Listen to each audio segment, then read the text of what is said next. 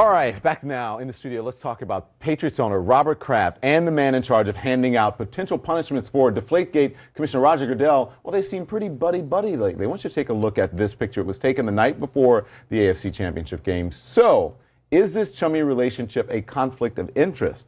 Joining me now is Isaiah Reese, a former NFL player, Chris Valletta, former NFL player and the author of Teamworks, and Ben Shapiro, reporter with Mass.com. You're shaking your head, so you think it is. What do you make of this relationship? Not a conflict of interest at all. All right. Do you think it's ever in its management? Commissioner Roger Goodell operates at a high level, but he's doing what 32 owners tell him to do. Chris, do you agree? If Richard Sherman's upset about it, he should leave. He works for the NFL. He's an employee of the NFL, and I feel strongly about this. I think he's an amazing cornerback, probably the best in the game.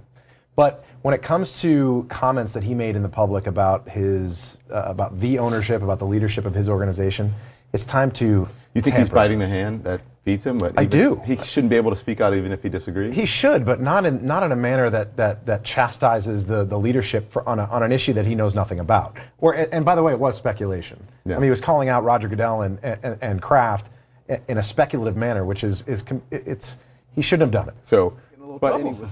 You may be right about that. I am. Look, I think my whole issue with this is that he represents something much larger than the position he plays. Yeah. And that is he is a role model. People and kids especially look up to him. What kind of example is that being set for the youth that want to be the Richard Shermans? But speaking the truth is always a good example, don't you think? Yeah. In certain instances where you know it's truth. Okay. To do them too. Yeah, I mean, look, the integrity of the game is not on the line because of the Deflategate. That is a microcosm of a much larger issue. The last 2 years, the NFL has been under intense scrutiny, rightfully so. We've got murder, we've got domestic violence, you've got child abuse, 3 very highly charged and emotional issues.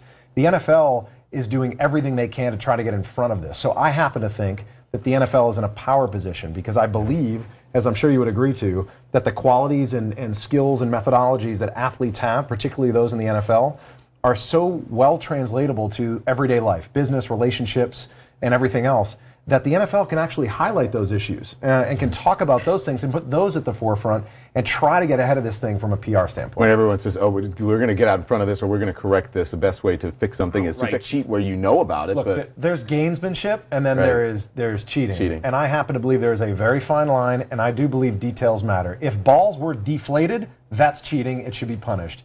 Breaking into football is not against the rules, and every single quarterback does it. I played center. I know all of the quarterbacks like their footballs broken in a certain way, and so on and so forth. That one? Regulation. It's hard to tell. I think it's underinflated. All right. So, but speaking of underinflated, overinflated, when you look at, could the NFL have asked for anything?